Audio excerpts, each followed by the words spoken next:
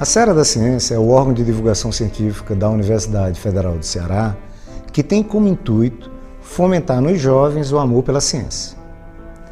Temos o prazer de apresentar o segundo volume da coleção Santo de Casa, que homenageia personalidades que contribuíram para o desenvolvimento da ciência em nosso estado.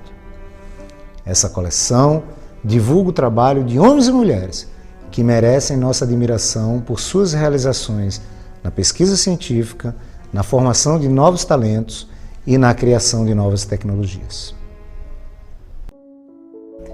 Nesse vídeo iremos conhecer um pouco mais acerca da vida do professor João Lucas Marques Barbosa.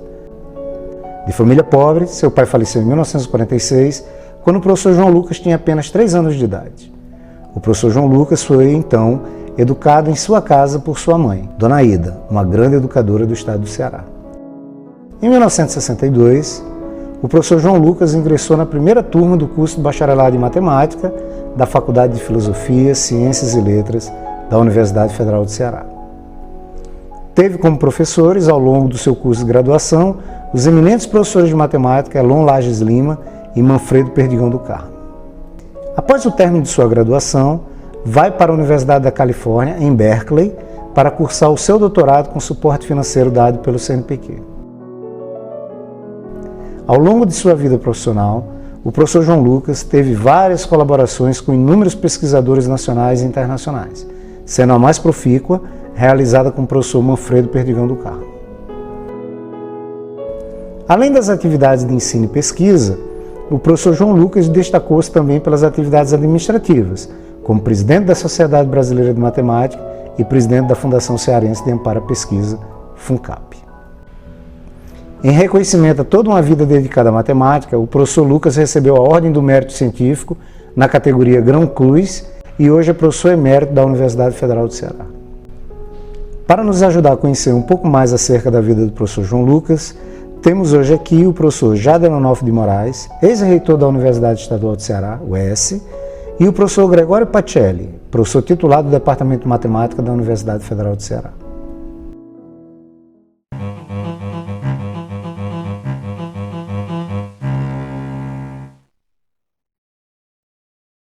Professor Lucas, seja muito bem-vindo.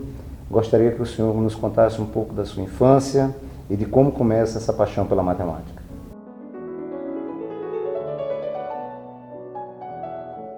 Bom, eu vim de uma família muito pobre e minha mãe era professora primária e nós durante algum tempo moramos na escola. Minha mãe fez um pedido especial ao secretário de Educação na época e ele accedeu e nós ocupávamos 2 salas de aula da escola para morar lá, porque nós não tínhamos onde morar. Então você tem uma ideia de que realmente a gente era bastante pobre. Depois nós nos mudamos para o Montese, que era, naquele tempo era semi-rural, a região semi-rural do Ceará de Fortaleza, e ficamos morando numa casa de taipa que foi erigida por meu avô. Não é? Eu me lembro muito porque quem mora em casa de taipa sabe bem disso, que todo ano tem que cerrar um pouco as portas, porque a casa vai descendo, ela vai sendo corroída por baixo, ela vai descendo e as portas começam a não abrir, não é? Ou não fechar. Então você tem que serrar as portas para que elas continuem funcionando. O primeiro dinheiro que eu peguei na vida, de fato, foi o dinheiro que eu usei para reformar a minha casa e transformar a minha casa numa casa de tijolo, que aliás ainda está em pé até hoje. Isso eu fiz com o dinheiro que eu ganhei no Banco do Nordeste. E ganhei de uma forma até estranha. Eu entrei no Banco do Nordeste aos 14 anos como menor aprendiz, e o menor aprendiz recebia um saláriozinho, salário de menor, e eu juntei esse dinheiro ao longo de um ano inteiro, e no fim do ano fui capaz de fazer a casa. Então isso eu acho que dá um traço bem interessante de como foi a minha infância. Quer dizer, foi uma infância de trabalho. Eu trabalhei desde os 14 anos de idade. Eu não conheci o Lucas nessa fase de infância, não sabia dessa história dele desde criança. Tive conhecimento agora, contado por ele. Aí mais comecei a entender o porquê do comportamento do Lucas, que eu acompanhei já nessa fase da universidade, na FUNCAP. Então, como ele, apesar de ter galgado boas posições e lidado com problemas bastante difíceis de resolver, às vezes, nos enfrentamentos que ele teve, mas a simplicidade como ele resolvia tudo, colocando aquilo em função da melhor maneira, sem ter aquela arrogância ou empáfia para dizer que eu resolvo de qualquer jeito. Ele sempre mostrava, dentro de uma situação que a gente considerasse até de muito difícil, uma simplicidade e, para que não dizer, uma humildade de ação muito grande. Me explica a força de trabalho. Eu vi várias pessoas dizendo assim, eu gostaria de ter a capacidade de trabalho do professor Lucas. Recordo uma vez, ele estava fazendo seminário e era fim da tarde, assim. Ele tinha passado o dia na aula resolvendo problemas e eu estava cansado, todo mundo estava cansado e a gente ia ter seminário. Aí eu perguntei, professor, o senhor não se cansa não? Ele disse, para matemática eu nunca me canso. Eu, muito bem, é uma lição que eu aprendo.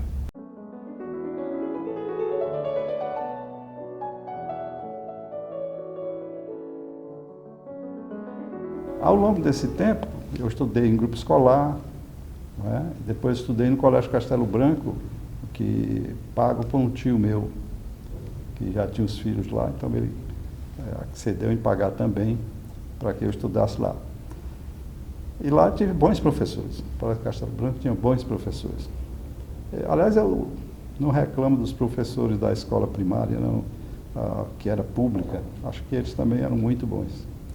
Eu aprendi matemática. O primeiro professor de matemática realmente bom que eu tive, por incrível que pareça, não era uma pessoa formada em matemática. Era o Aníbal Craveiro, que esteve, acho que não sei se ele ainda está vivo, esteve vivo até há pouco tempo, e que é advogado. Mas talvez por ser advogado, ele era uma pessoa que tinha um bom conhecimento de lógica, e então ele deu um curso sobre polinômios, monômios, polinômios, equações, onde o ênfase era na lógica, não era na solução propriamente de problemas, era no tratamento lógico. E isso me fascinou, porque é alguma coisa que eu nunca tinha visto na vida. Realmente eu comecei a gostar de matemática e achar uma coisa diferenciada a partir desse curso que eu fiz com o Aníbal, que foi mais ou menos o que hoje seria a 8ª série. O que hoje seria a 8ª série. Então foi uma vida assim. Agora, daí em diante foi interessante porque a minha facilidade aparente, pelo menos, era para física. Eu gostava de estudar física, deitado numa rede, com o livro, eu ia lendo, aí tinha as questões, eu pensava, resolve assim. E, às vezes conseguia fazer de cabeça a solução e tudo. Então eu estava disposto realmente a fazer física. Só que naquela época começaram os cursinhos, e todos os meus colegas diziam que se a gente não entrasse no cursinho, ninguém passava, né? E eu não tinha dinheiro para entrar em cursinho. Então eu fui fazer o curso Mirim, que existia já nessa época, de física. E chegando lá, a secretária me informou que não tinha vaga. O curso de física estava lotado. Aí eu fiquei muito triste. O senhor lembra quem era o professor? Não, eu não cheguei a falar com o professor de física. Mas eu fiquei triste, ela notou, né? Ela disse, olha, você não precisa ficar muito triste assim não, porque esse curso tem uma quebra muito alta. Então, esse número de alunos que tem agora, é agora. Daqui a pouco, cai para metade. Então, se você ficar sempre vindo aqui, você vai acabar pegando uma vaga e entrando. Eu falei, ótimo, mas para ficar vindo aqui, ela disse, não, faz assim, entra no curso de matemática que fica aqui na frente, que tem vaga, que eu sei. Aí você vai ficar vindo aqui todo dia, né? E aí você todo dia passa aqui e fala para mim que aparecer uma vaga, eu boto você. Aí eu fiz isso, fui para o curso de matemática. Só que aí não voltei mais. Não, eu fiquei na matemática, gostei muito da matemática e tive um acidente de percurso com uma professora que vamos dizer assim, me lançou um desafio muito maior para saber matemática. E isso aí me definiu realmente que eu iria fazer um vestibular para matemática, não para outra coisa.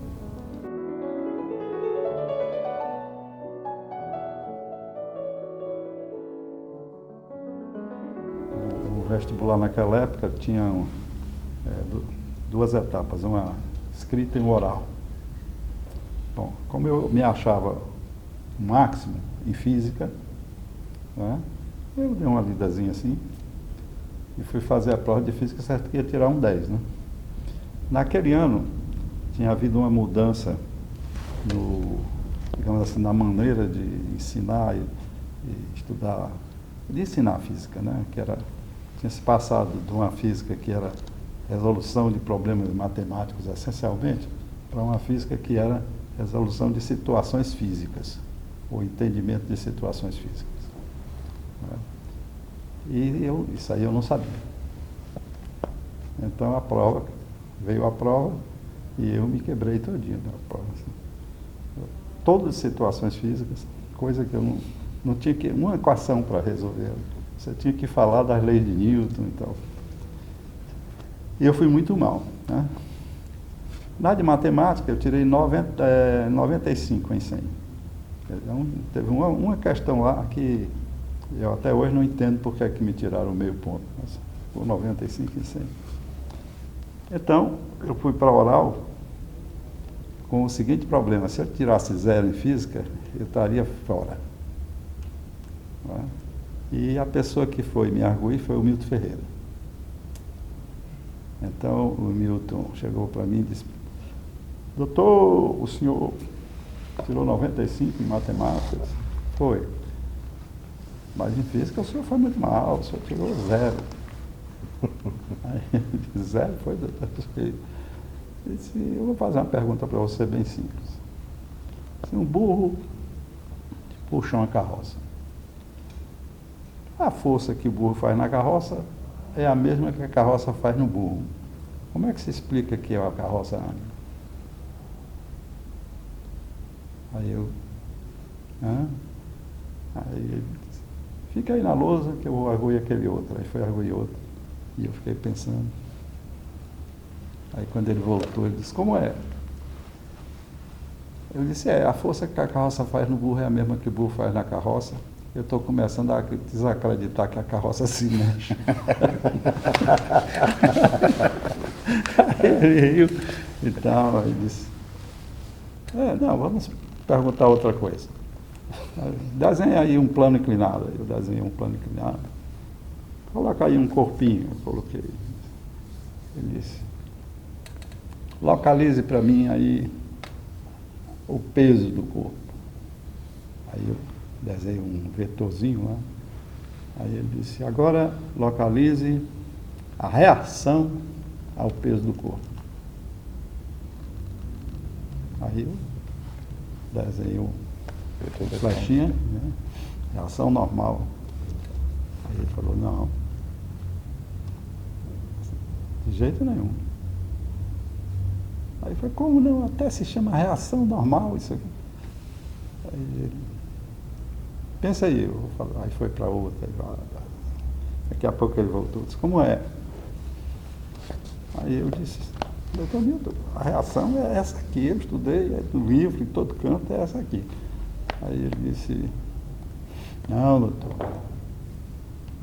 A reação normal ao peso do corpo é a força que o corpinho faz na Terra. Está no centro da Terra.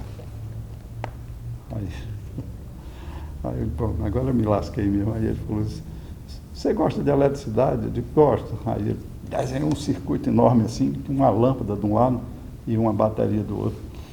Ele falou: essa lâmpada está acesa ou apagada? Eu falei: ah, sei não. Não sei. Ele falou: vou fazer o seguinte, você fazer o plano inclinado, sabia o que era o peso e tal, eu vou lhe dar meio ponto. Como ninguém pode dar nota quebrada, você fica com 1. Somando com o 0 da prova e dividindo por 2, meio ponto. Como não pode ter nota quebrada, você fica com 1. Com 1, você passa. Tchau. Então eu passei, entrei no vestibular por conta do Milton, a bondade do Milton Ferreira, eu acho. Aí o que aconteceu depois é que eu fui ser aluno do curso de mecânica do Milton. E eu e o Nilton Teófilo tirávamos simplesmente 10 em todas as provas. Tirávamos 10 em tudo. Eu me lembro muito de uma aula que ele deu, que tem um experimento que tem aqui no Ceará, que é uma roda de bicicleta, né? Com um eixo e um lado preso, o outro solto. Aí você roda, solta e ela não cai, né? E ele desenhou o experimento e pediu que nós disséssemos o que ia acontecer. E todo mundo, unanimemente, disse que a roda caía. Não. Aí ele falou, bom, mas vocês não sabem matemática? Por favor, façam os cálculos, né, dessa situação física e tal. Aí eu sentei, fiz os cálculos, aí num certo momento eu parei, aí ele chegou e disse, como é, Lucas? Você fez os cálculos? Eu disse, fiz. Ele disse, por que você parou? Eu disse, porque está errado. Eu cometi um erro. Aí ele disse, cometeu um erro por quê? Porque aqui está dizendo que não cai. E ela cai. Aí ele falou assim, vai para a lousa e faz os cálculos. Aí eu fui para a lousa, enchi a lousa. Quando terminei, aí ele disse, e aí? Você não achei o erro, mas está errado. Aí perguntou aos colegas ficaram todo mundo calado e tal. Aí o Nilton Teófilo disse, não, as contas parecem que estão certas. Aí ele mandou aquele rapaz que nesse tempo, acho que também era o nome de Francisco, né, que cuidava dos laboratórios da física, chamou ele trouxe, né, a roda de bicicleta, trouxe tudo, aí o doutor Milton montou o experimento em cima da mesa, mandou rodar o negócio, aí o bicho não caiu. Né? Aí o negócio eu acho que é a coisa mais linda do mundo. E minhas contas estavam certas. Quer dizer, o que aconteceu é que eu que não acreditava no resultado, né? As minhas contas estavam certas. Bom, então depois disso e mais outros acontecimentos, ele chegou um dia para mim e falou, olha, eu queria te oferecer uma bolsa para você ir aqui para a física. O primeiro ano é igual, você não perde nada, você só se transfere. Eu falei, não, doutor Milton, desculpe, não venho mais, porque eu já aceitei uma bolsa que o pessoal da matemática me ofereceu. Então eu vou ficar por lá. Mas, rapaz, você tem que vir para aqui para a física e tal, você e o Nilton Teófilo são os melhores alunos daqui e tudo. Eu falei, não, eu já aceitei na matemática, eu vou ficar na matemática. Aí fiquei na matemática até hoje. O primeiro curso que eu fiz na graduação de matemática foi o curso de cálculo, como todo mundo faz. E o meu professor de cálculo, na época, foi o professor Elon Lages Lima, que é um geômetra, um sujeito fantástico. É um cara que eu conheço que escreve melhor matemática, tem uma quantidade enorme de livros, uma influência brutal sobre a matemática brasileira por conta dos livros que ele escreveu. E ele ficou aqui durante, acho que uns 2 anos, uma coisa assim, mas ele só foi meu professor por um mês. E depois ele teve que ir embora. A pessoa que o ajudava era o professor Antônio Gervásio Colares, que ainda está aqui conosco e que é geômetra. Na época ele não tinha doutorado em geometria, mas ele já era uma pessoa que gostava de geometria. Então, isso fez com que o curso de cálculo deles tivesse digamos assim, era voltado para a geometria. Em lugar de ser voltado para a física, ou voltado para outra coisa, ele era voltado para a geometria. Alguns anos depois, eu tive como professor em um curso de análise e depois num curso de geometria diferencial, o professor Manfredo Perdigão do Carmo, que é o maior geômetra brasileiro vivo. E na época o Manfredo estava escrevendo o livro dele de geometria, que ficou famoso, já foi publicado em várias línguas. E a primeira versão foi escrita aqui. E nós fomos as pessoas, a nossa turma foi, digamos assim, a primeira turma que estudou por esse livro. E ele testou o livro conosco. Por exemplo, o nível dos exercícios foi estabelecido por nós. Que ele dava um monte de exercício e a gente ia resolver, tinha uns que não saía de jeito nenhum, aí ele já sabia que tinha que descartar, né? Porque estava muito difícil. Ou a gente achava uns que era besta demais, muito fácil, e tirava fora. O Manfredo, então, esse cara era um geômetra, respeitado já naquela época, e fez esse curso maravilhoso com a gente. Então, claro, nós nos apaixonamos pela geometria. Então, na época do mestrado, ele estava aqui. Então, o professor Manfredo. O professor Manfredo. Então eu fiz o curso de geometria riemanniana com ele. E foi ele que me orientou ao que fazer para fazer o doutorado. Para quem escrever, para onde ir e tudo. Ele realmente achava que eu tinha chance de fazer o doutorado em geometria. Mas a paixão pela geometria surgiu daí, dos professores que eu tive.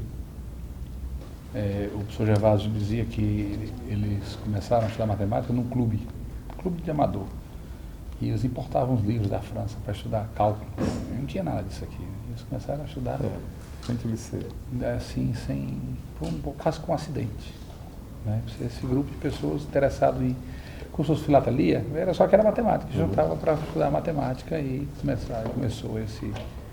Se não fosse essa pessoa que fizesse esse estudo, se não fosse o professor Lucas que tivesse nessa posição que tivesse, ou outra pessoa, como a matemática ou a nossa universidade tinha dado outra guinada completamente diferente, né?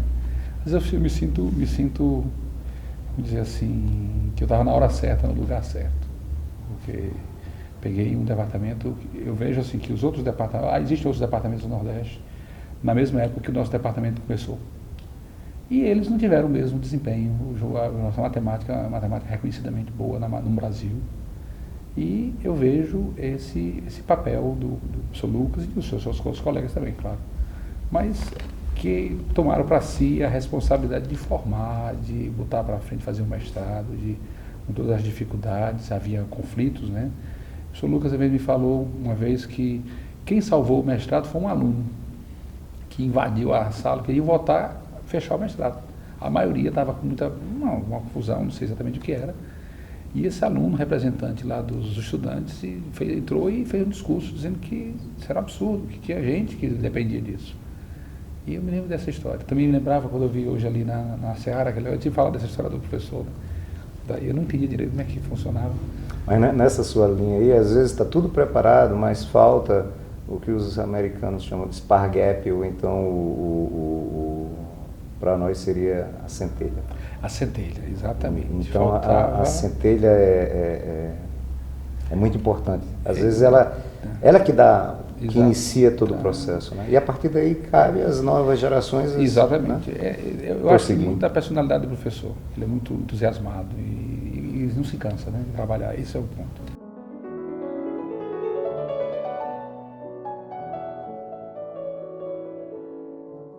Eu gosto de pensar na minha família, pelo menos em 2 tempos. Bom, eu sou filho único. De fato, eu tive 2 irmãos mais que nasceram, mas morreram. Ainda no nascedouro, né? Então eu fiquei filho único. Mas a minha mãe criou muitas pessoas e me criou como se fossem meus irmãos. Então eu tenho uma prima que foi criada comigo, que até hoje é um xodó danado, eu e ela, a gente se dá muitíssimo bem. Eu já levei ela para mil e um lugares, resolvi problema para elas enorme, ela resolveu problema para mim enorme. Uma pessoa ótima.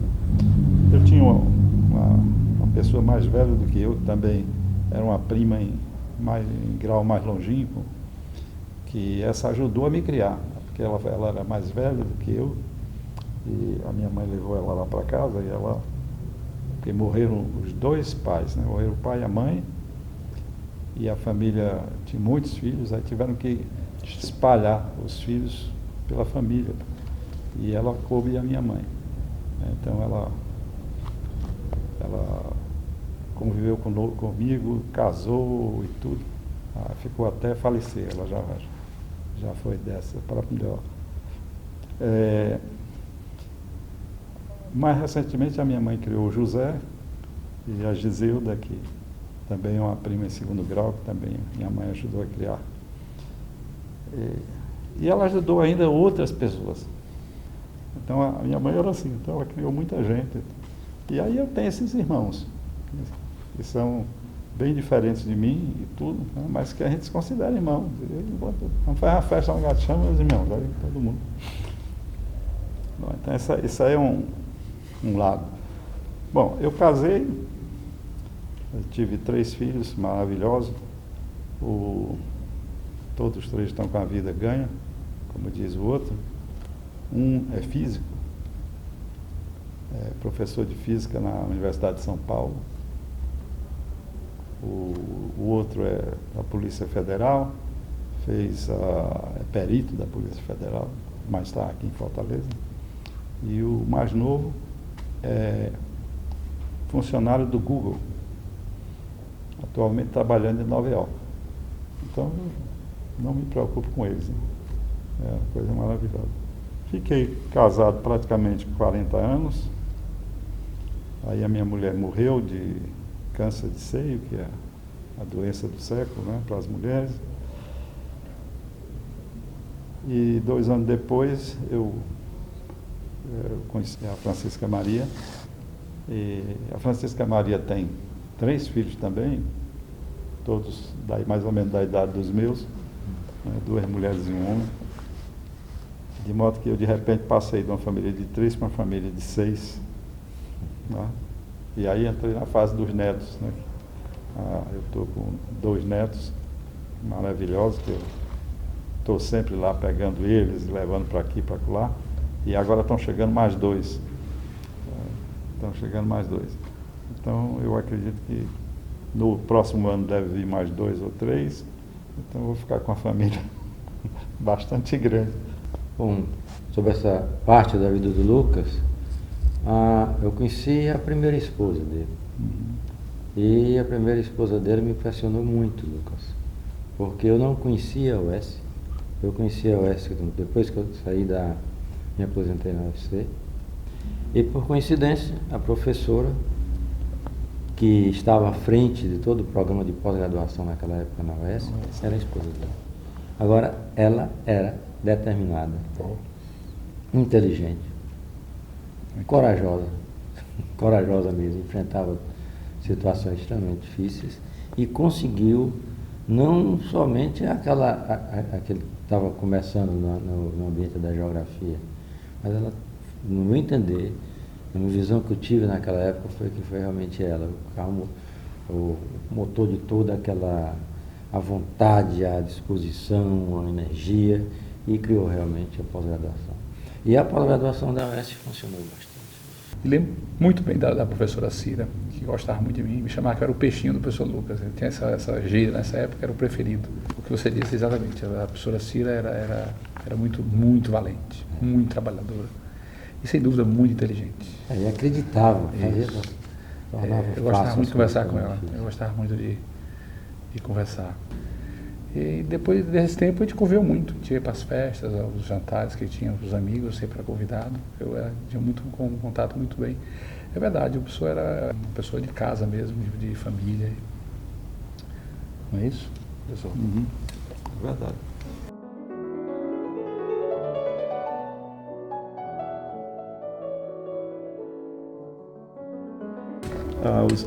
As pessoas me perguntavam assim: os seus filhos não têm problema com matemática porque você ensina eles, né? Então não tem nem graça.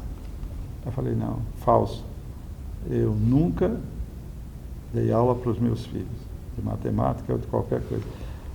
Aliás, eu dei uma para todos os três. Eu dei a mesma aula. E essa aula é interessante, esse fato. Ocorreu sempre quando eles chegaram em casa e disseram assim: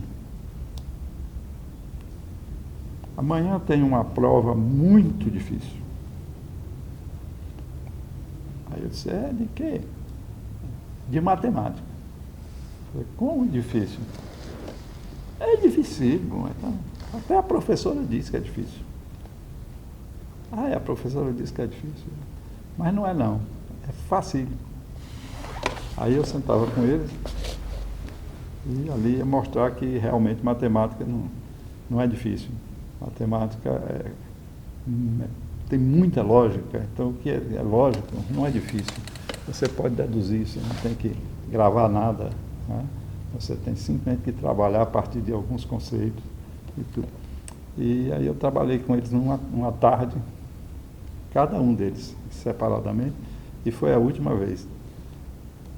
E daí em diante eles foram sozinhos até hoje. Então Então eu não sei, os que estão vindo aí, como é que vão ser esses netos? Se eles vão gostar realmente de matemática, de geometria, de física, de que é que vai ser, né? Mas os meus filhos foram cada um para um lado um pouco diferente, né? Minha mulher se reclamava, quer dizer que eles tinham de tudo para exatas. Um foi para física, o que está hoje na Polícia Federal, de fato, quase fez o doutorado em engenharia elétrica, né? E o outro é computação. O negócio do Google é computação. Então é tudo exato, né? E a minha mulher era socióloga. Então ela queria muito que um dos filhos fosse para a área de humana, né? Mas eu não tenho culpa, eu nunca puxei eles para canto nenhum. Eles vão porque eles gostam. E aí deu certo.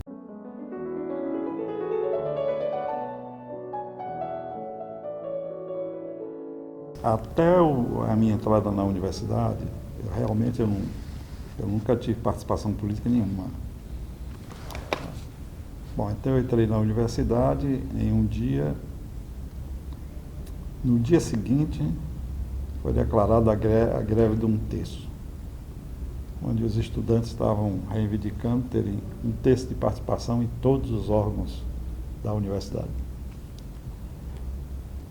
Nós não sabíamos, vamos dizer, nem o que era essa história de greve. Então, os representantes do DCE foram falar conosco na faculdade. Nesse tempo era curso de matemática, fazia parte da Faculdade de Filosofia, Ciências e Letras. Então nós recebemos o pessoal do DCE, o pessoal do DCE disse que era para não assistir aula, estávamos todos em greve, era para realizar apenas atividades de greve. E nós, tá bom. Eles foram embora, aí a questão que se colocou foi a seguinte: o que é atividade de greve? Aí ficamos para lá, para cá e tal. Aí resolveu-se que uma boa coisa que a gente podia fazer, já que não íamos fazer, não ia participar das aulas, era nós fazermos um sarau. Então arranjamos som, né? Tá certo? Colocamos lá, né? E daí foi todo mundo dançar. Né? Todo mundo dançar. Aí, quando foi de tardezinha, chegou o pessoal do DCE, quando viu aquilo. Não é isso! aí, praticamente nós entramos num curso daí em diante, né, sobre marxismo, sobre o que é que a esquerda estava pensando no Brasil naquela época. Um negócio pesado. Tudo isso é pré-64, né? Pré-64. Nós ficamos então estudando, deu um trabalho danado. A gente estudou quase mais do que se estivesse fazendo os cursos, porque era uma novidade para a gente. Então a gente passou, acho que praticamente 6 meses estudando isso. Aí com 6 meses a gente já estava na ativa, quente, participando das assembleias e tal. Bom, aí a coisa foi até a greve terminar. A greve não foi um sucesso total, mas foi sucesso. Até hoje os estudantes têm participação efetiva nos órgãos colegiados, não de 1/3, mas, né, tem alguma participação. E a coisa foi. Bom, então com isso nós nos convencemos que nós tínhamos que ter um diretório acadêmico. Então criou-se um diretório acadêmico na faculdade. Então, eu não me lembro quem foi o escolhido nesse tempo de presidente do diretório acadêmico, porque logo em seguida houve a separação dos institutos básicos da faculdade. O Milton Ferreira na física, o Matheus Ventura na matemática e o Cavalcante, ou não, o Matheus Ventura na química e o Cavalcante na matemática, realmente brigaram mesmo com o reitor, porque o dinheiro que deveria ir para os institutos ia para a faculdade e da faculdade era que passava para os institutos. E passava uma fatia mínima. Né? Então não dava para manter a pesquisa nos institutos com o dinheiro que estava vindo. Então foi algumas semanas, eu acho que, de debate intenso. No final, o Conselho Universitário aqueceu e os institutos se separaram totalmente da Faculdade de Filosofia, Ciências e Letras e levaram os cursos e passaram a receber o dinheiro direto, que era o que eles queriam. Bom, ao fazer isso, então, os institutos ganharam autonomia e passaram a ser órgãos da universidade que faziam ensino e, portanto, tinham que ter diretório acadêmico. Então, não um agora, mas 3 diretórios acadêmicos, um da matemática, um da física e um da química. Então foi escolhida a primeira diretoria lá do Diretório Acadêmico da Matemática e eu fui escolhido para ser tesoureiro. Motivo, é porque eu tinha trabalhado no Banco do Nordeste, então eu tinha que ser o cara mais adequado para ser tesoureiro. Bom, eu fiquei então como tesoureiro acho que 1 ou 2 anos, depois fui vice-presidente, depois fui presidente e cheguei a ser candidato ao presidente do DCE. A minha candidatura a presidente do DCE foi em 1964, mais ou menos um mês antes do golpe militar. Não era uma boa época para ser... Um mês antes do golpe militar. Então, estava todo mundo numa empolgação, que essa ia ser a Revolução Brasileira, nós íamos pintar e bordar e modificar o país todo, aquele negócio. Em 64, de fato, quando houve o golpe militar, eu estava num congresso em Minas Gerais, um congresso de AP em Minas Gerais, e quando nós soubemos a notícia que estava havendo o golpe militar, todo mundo se dispersou, cada um foi arranjar um transporte para voltar para casa, se possível, pelos caminhos mais diferentes possíveis, e eu voltei para Brasília. Né? Mas em Brasília eu encontrei no aeroporto um repórter que me conhecia. Então o cara botou o microfone e falou assim: você poderia dar dizer o que você acha do que está acontecendo no Brasil neste momento? Aí ele disse: isso é um golpe de direita, são os militares safados que estão... E falei 5 minutos ali, o suficiente para ser preso. Mas eu tive sorte que lá em Brasília ninguém ouviu. E eu vim embora para o Rio, cheguei no Rio, tinha tanque na rua, aquela confusão, fui para Recife. Eu sei que eu cheguei em Fortaleza quase um mês depois. E aí, quando eu encontrei as primeiras pessoas, vieram me dizer assim: rapaz, todo mundo ouviu aquela tua entrevista aqui. Eu falei: você está brincando? Ouviu. Aí um deles disse: detalhe, a tua mãe ouviu. Aí eu fui para casa, eu não tinha chegado, eu cheguei em casa, a minha mãe disse: tem algumas coisas para lhe dizer. Eu disse: diga, minha mãe. A primeira é que eu peguei todos aqueles livros que você tem aí, não, e dei um destino para eles, porque se ficar aqui, você vai ter problema. Aí, mas dá para recuperar os livros? Não, dá. Mas não recupere agora, não. Tá bom. A segunda é a seguinte: você dê um jeito de ficar vivo. Porque se você morrer, acabou tudo. Se você não morrer, não interessa o que acontecer com você. Você pode ser preso, você pode ser torturado, você pode perder seu emprego, perder tudo. Mas daqui a alguns anos, você vai recuperar tudo que você perdeu, tá certo? Todas as promoções que você deixou de ganhar lhe serão dadas, certo? E no final, você nunca não vai perder dinheiro nenhum. Só não morrer. Aí eu achei aquilo uma coisa assim, meio sem pé nem cabeça. Anos depois, eu pensando, a minha mãe era uma pessoa lúcida demais, porque foi exatamente o que aconteceu. Foi exatamente o que aconteceu. As pessoas que ficaram vivas foram para a França, foram não sei para onde, não sei o que e tal, perderam, como é que a gente chama? Foram postos para fora da universidade, aquele negócio. Aí, de repente, puderam voltar, puderam ter de volta seus empregos, receber os atrasados, todas as promoções e tudo mais, não foi? Foi exatamente isso que ela tinha dito que ia acontecer, aconteceu.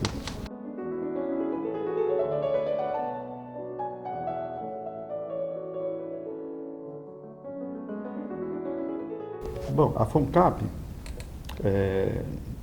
a ideia da FUNCAP, a ideia de criar uma FAP aqui no estado do Ceará, ela foi trabalhada por um grupo bem mais amplo, que incluía gente da física, gente da matemática, gente de vários departamentos, mas com uma nítida conotação de esquerda. Era um trabalho que estava sendo feito de esquerda. E o nosso governo não era de esquerda, então a coisa não andava, né? Teve várias reuniões e não andava de jeito nenhum. Bom, o Paulo Petrola, que já faleceu, era reitor... Só para situar, o processo de discussão começa durante o governo Tasso e estende-se até o governo Ciro Gomes. Isso, exatamente.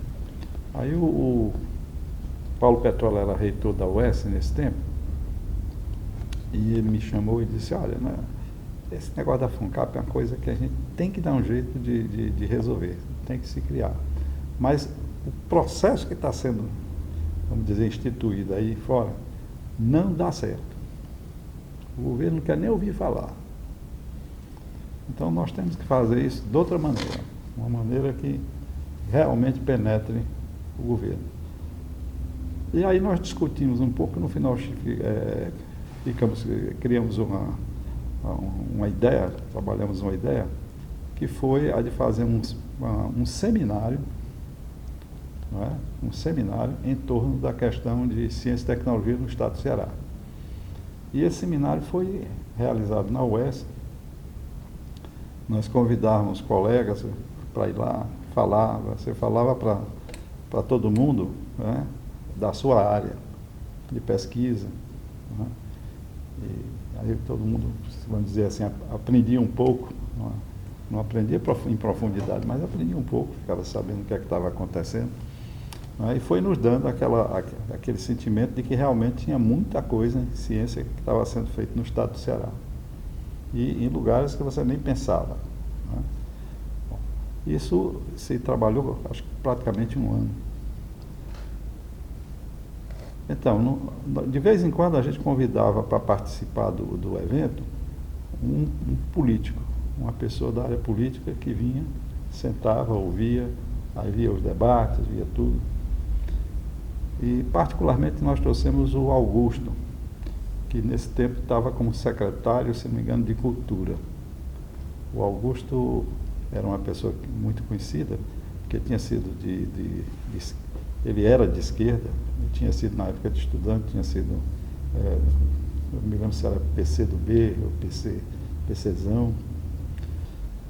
E ele veio e participou com a gente, e ficou encantado com a ideia. E ele tinha um prestígio enorme junto ao governo.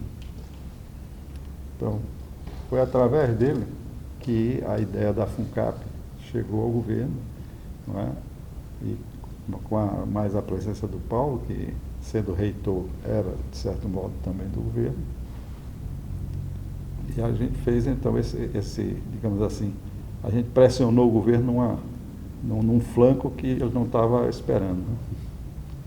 E aí, como resultado, saiu a criação realmente da fundação e saiu a criação da fundação da maneira que a gente queria, com os 2%, aliás, com os 3% da arrecadação do Estado, né? 2% da arrecadação do Estado. E, então foi ótimo. Por conta de eu estar organizando esse seminário, aí eu fui guindado a ser o candidato natural à presidência. Se eu não tivesse nisso, eu não teria sido, né? E aí eu fui ser presidente da FUNCAP, criar a FUNCAP digamos assim, desde o zero, né? Desde arranjar funcionário, prédio e tudo mais, sistema de computação, Estatuto, regimento, até realmente deixar ela funcionar. Então foi um trabalho assim que eu acho que foi um trabalho político, mas não foi um trabalho no sentido de política partidária, foi um trabalho de política científica muito sério que a gente fez, né, e que deu certo. A FUNCAP, desde o início, a ideia da FUNCAP era realmente, quando a FUNCAP iniciou, se tinha uma ideia de que já tinha CNPq, já tinha CAPES, que favorecia a comunidade científica, principalmente aquela comunidade mais bem qualificada. Claro, você participa, nós somos pesquisadores da universidade, a gente sabe, para conseguir qualquer recurso, com os trabalhos publicados feitos naquele período, o que é que está fazendo, é uma coisa que vem de acordo com a produção científica. Quem está na área sabe isso aí. Então, com isso, se veio a ideia do Lucas, naquela época, pelo menos eu captei, não seria somente pegar a massa que tivesse mesmo já com muitas publicações, mas sim um processo de inclusão, porque sem isso não cresceria, na visão. O Lucas tinha tudo para ficar dirigindo alguma coisa, se fosse outra pessoa, para a Universidade Federal, porque era melhor mesmo, é a melhor ainda, tem muitos pesquisadores reconhecidos, alguns no CNPq, todos os pesquisadores, e a UES praticamente não. Mas, se não fosse, resumindo, se não fosse a existência da FUNCAP, a UES não seria o que é hoje. A UES hoje tem corpo bem qualificado, isso se deve também ao pessoal da UFC, que nessa idade foi para lá já maduro, tentando fazer crescer também. Mas se não tivesse a consciência de que deveria haver inclusão para crescer, não teria crescido. Esse é um ponto crucial que eu vi da FUNCAP na época. E o Lucas foi por esse caminho. Foi por esse caminho, deu todo o apoio, dentro do julgamento necessário. Se não era favorecimento, não merecia e entrava, não é isso. Mas não era porque se tinha um plano bem elaborado, não era porque não tivesse alguns trabalhos menos do que o outro, queria ficar para trás. Se fosse assim, não precisaria nunca. Então, esse foi um ponto muito interessante que eu vi. Sim.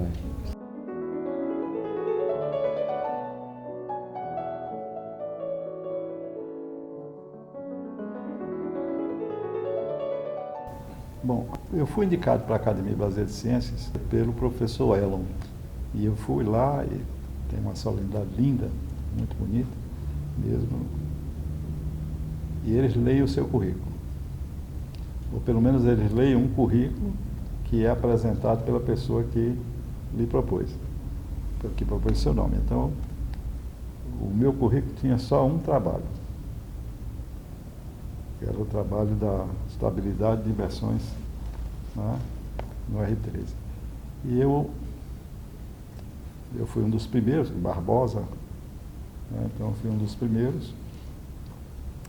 E depois começou a outras pessoas serem apresentadas.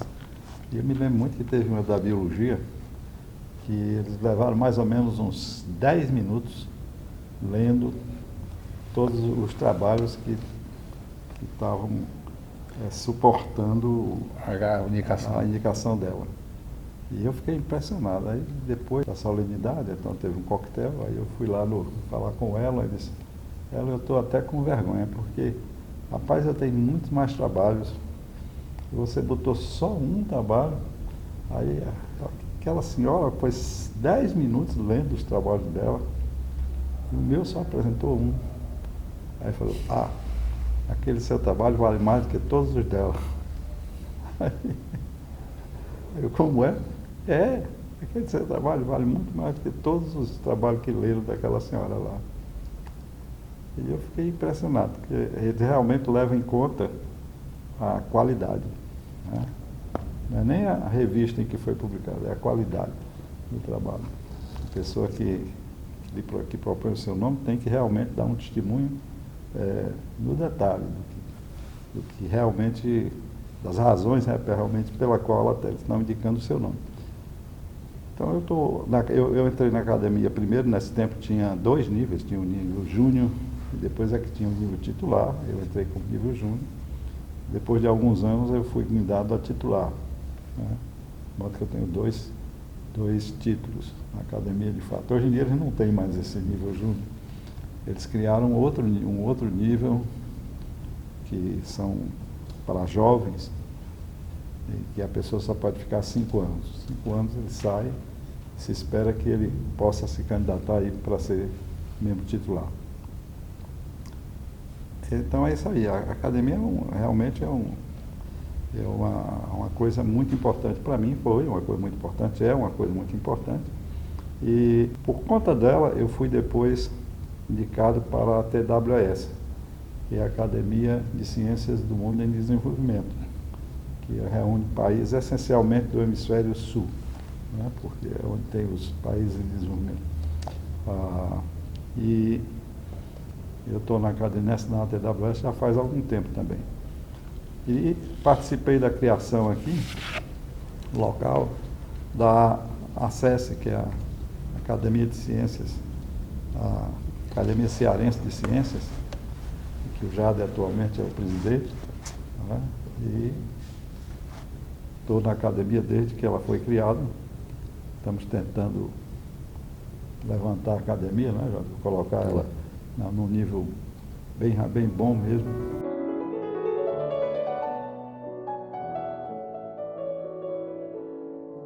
Eu acho que a matemática é uma coisa que tem uma beleza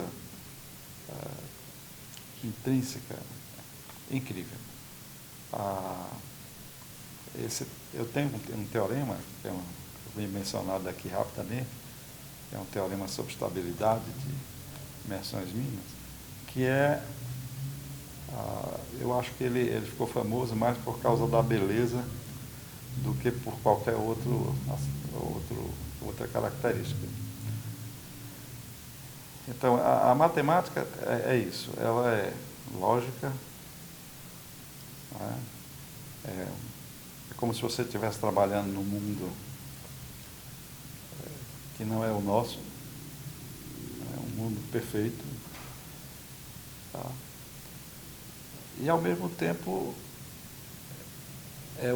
digamos assim, é discutível se a gente descobre a matemática nesse sentido já existiria, e nós estaríamos descobrindo, né?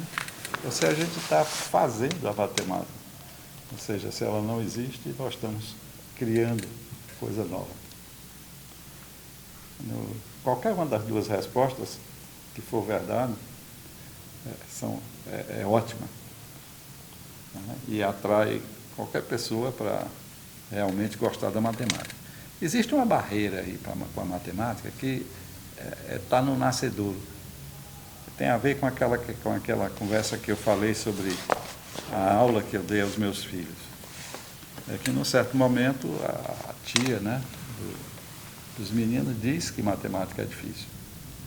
E os meninos acreditam em tudo que a tia diz. Então, matemática passa a ser uma coisa difícil. Mas, se você prestar atenção, antes desse fato dela dizer que a matemática era difícil, eles achavam a matemática ótima e fácil. É impressionante. Realmente, uma mudança não é causada por uma barreira da matemática, é causada por uma barreira do ensino da matemática. Se você não tirar essa barreira, todas as pessoas vão gostar de matemática e vão chegar a um nível de matemática que seja no mínimo suficiente para que você exerça a sua cidadania de uma forma adequada.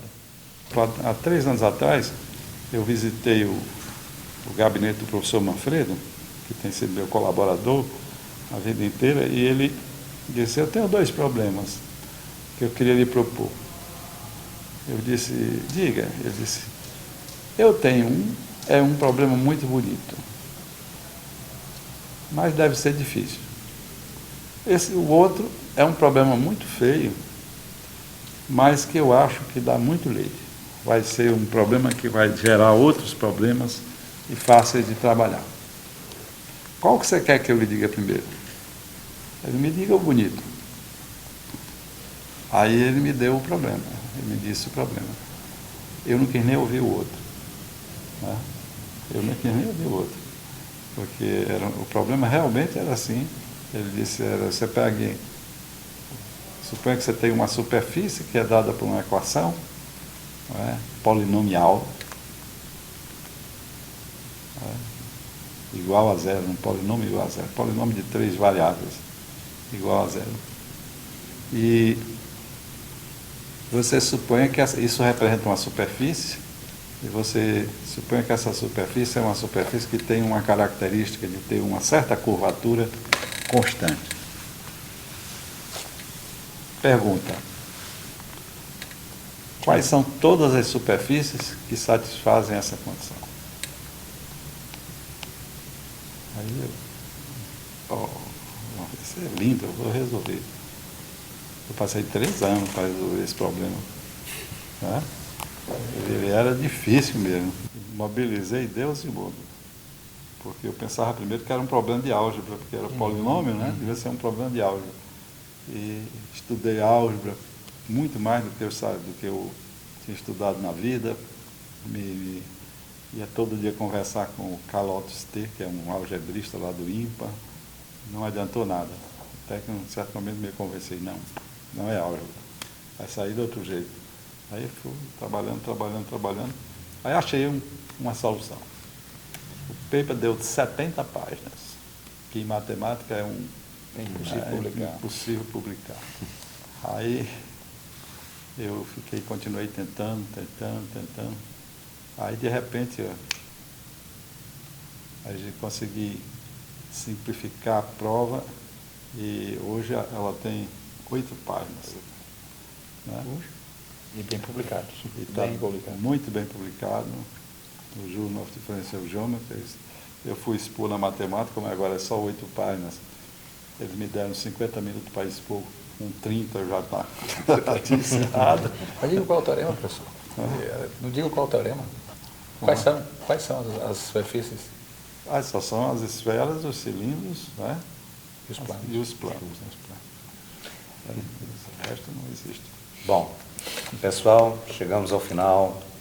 Eu gostaria, em nome da Seara da Ciência, agradecer por demais a participação do professor Lucas, professor Jader, professor Pacelli. Obrigado. Muito obrigado por terem vindo. O prazer foi nosso.